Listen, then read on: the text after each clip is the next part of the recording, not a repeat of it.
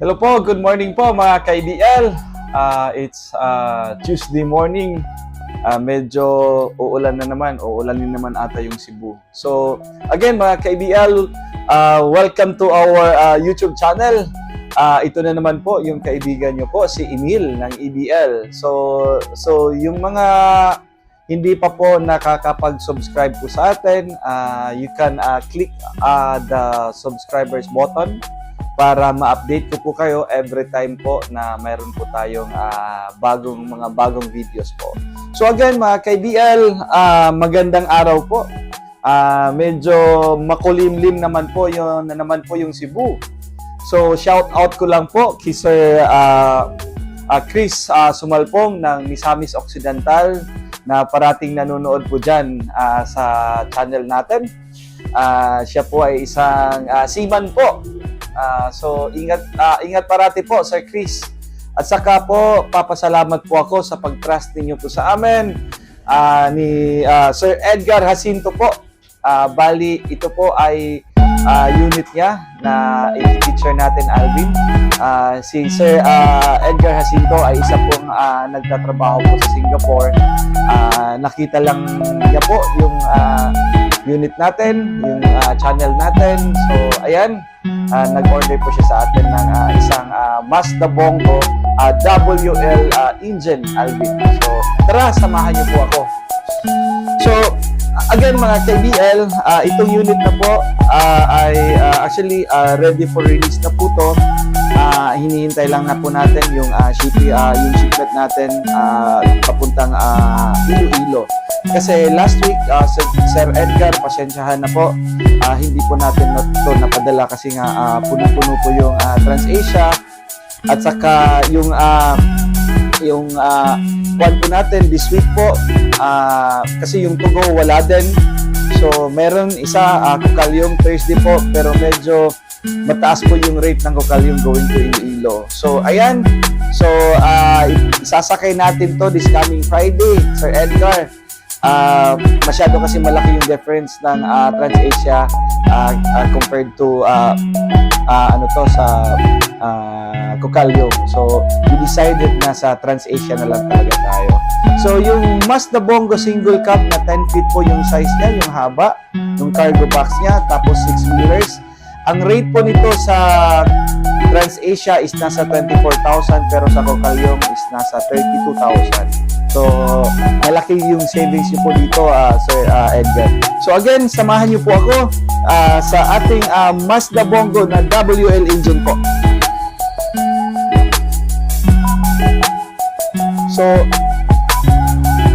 So sa lahat ng subscriber ko po dito po sa atin talaga ay tayo po ay complete recon unit, Alvin. Pinalitan natin to ng timing belt. At saka ito na po yung unit, Alvin, pakita mo muna. So napakaganda. Iikot muna, Alvin. Ang kulay po nito mga ka-IDL, ito po ay pearl white. Tapos ayan, pag nag-pre-order po kayo sa atin, paglabas po ng unit natin is kasama na po yung CR, OR, at saka of course yung plate number niya po. So pwede niyo po itong i-check sa LTO 2600 para makita niyo talaga if legit po yung plate number or hindi po, kasi madami pong mga nagpa-process po ngayon na fake po yung mga documents. So ingat po kayo dyan mga ka-IDL. So sa lahat po, kailangan talaga makita nyo yung or malaman nyo na legit talaga by flexing it to the LTO vehicle.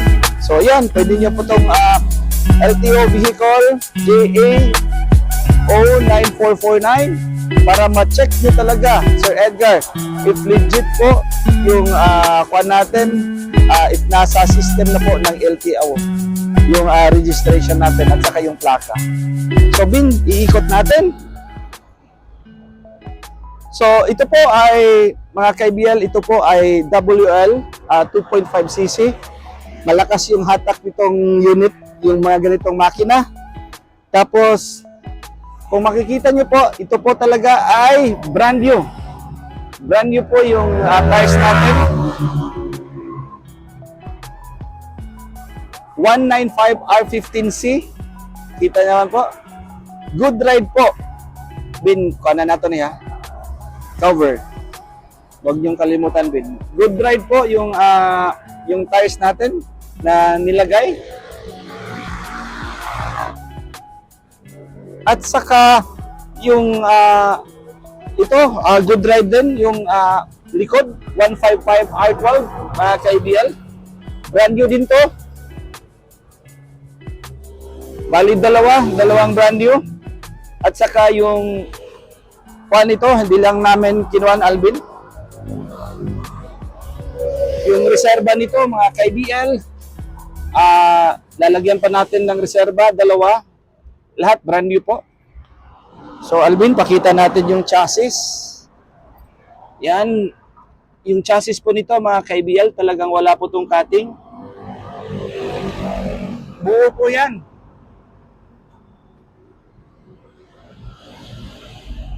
So linagyan na natin ng railings, extension railings, mga ka-IBL.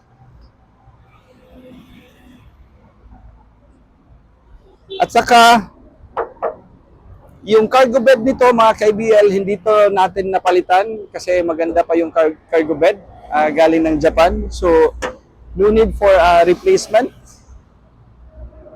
So, ang gusto kasi ni Sir Edgar, pearl white. So, ito, special color talaga to. Bin, pakita mo. Yung pintura natin is, ginamit natin is yung Anzal urethane paint po, mga ka-IBL. So, ayan. Saka pakita natin, Alvin, yung dashboard. Yung dashboard natin. Yung back to original natin, ito lang yung kinuha natin. Pero at least, binagay ko lang kasi sa upuan niya. Upholstery seats, tingnan niyo po. Ang ganda. Malinis, tingnan, at saka elegante po. Tapos yung ceiling, at saka yung matting po, mga ka-IBL.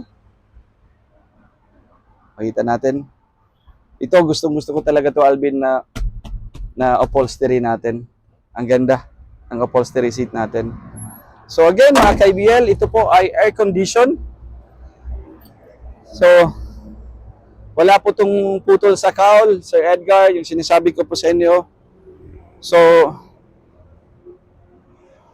sana po, hopefully po, magustuhan nyo po to Sir Edgar, yung unit natin. Sana hindi kayo magsisi na or magregret na dito kayo nag-purchase ng unit nyo po. So, complete recon unit, chinek natin yung makina, pinalitan natin ng timing belt, nag-change oil tayo, Alvin, at saka gear oil, double check natin before natin i-release ulit, Alvin. Yung kanyang ATF, double check natin para sigurado lang tayo. At saka air condition na po, may bago tong stereo, at saka speakers. So ayan, paandarin natin po mga ka-IBL para at least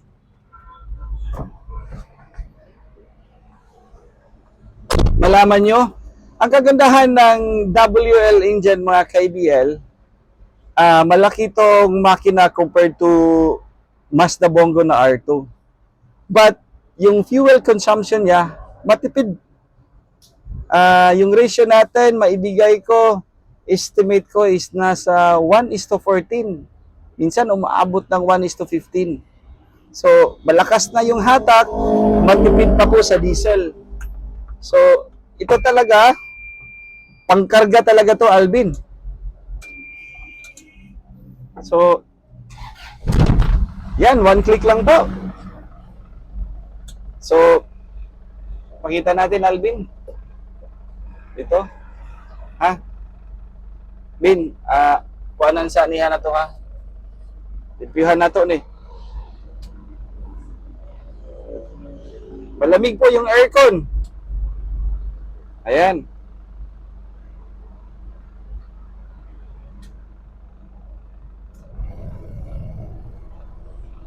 Okay yung blower, Alvin. So, Bin, pakita natin. Sus!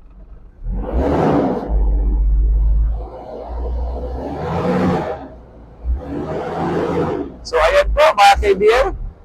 So, maririnig nyo naman po yung kuwan ng makina.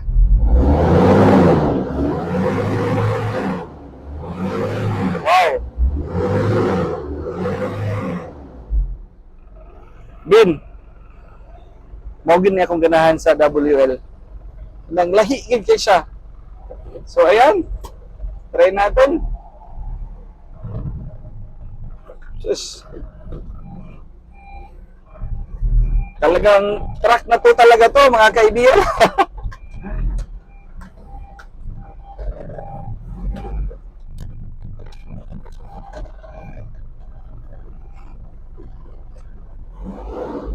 So, ayan.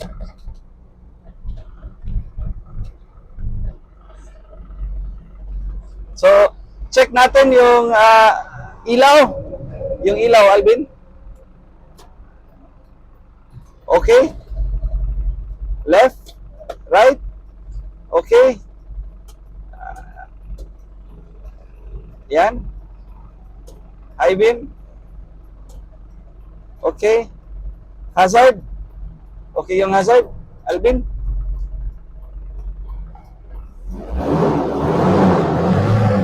Yes. Ang lamig ng aircon.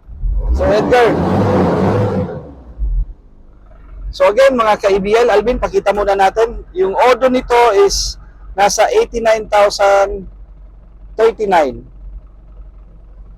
Original po yan ng Japan, mga kaibigan. Ang ganda. Ang ganda ng makina.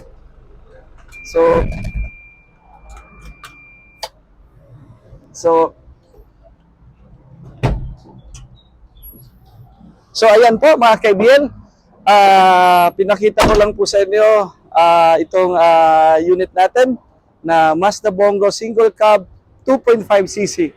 So ready for shipment na po talaga to, Sir Edgar. So sana nagustuhan nyo po. Yan. Bago po yung Juan Alvin, bago yung battery nito. So again mga KBL, kung gusto niyo po ng ganitong unit, mayroon pa tayo ngayon sa yard natin. Mayroon po tayo dong WL. Ito kasi mechanical unit to mga KBL, WL mechanical. Mayroon tayo doon na electronic, yung SK5426T. So yan po ay 4x2, 10 feet din yung cargo box. So again mga KBL, Sir Edgar. So ito na po. Yung keychain natin, pakiantay lang po to sa Iloilo City po. Darating po to ngayong Sabado po. So again mga kaibigan, maraming salamat po. Kung gusto niyo po ng mga ganitong unit, multi-cab, Bongo, R2, at saka mga ELF, mayroon po tayo.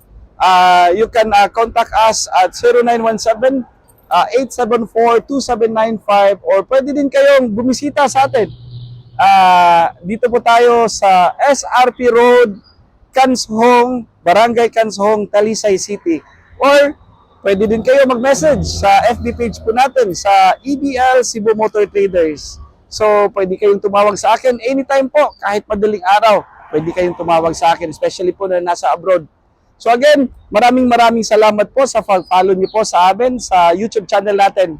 Again, thank you po mga kaibigan. Yan na sabihin. Itoyok din. Nice kayo. Wapo.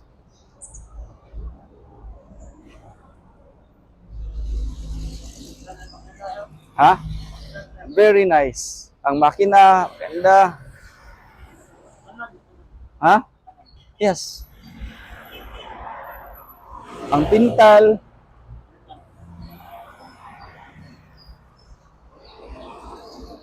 I hope ma-appreciate ni sa Lagiya ba? Bisag wala sila ka kita sa actual.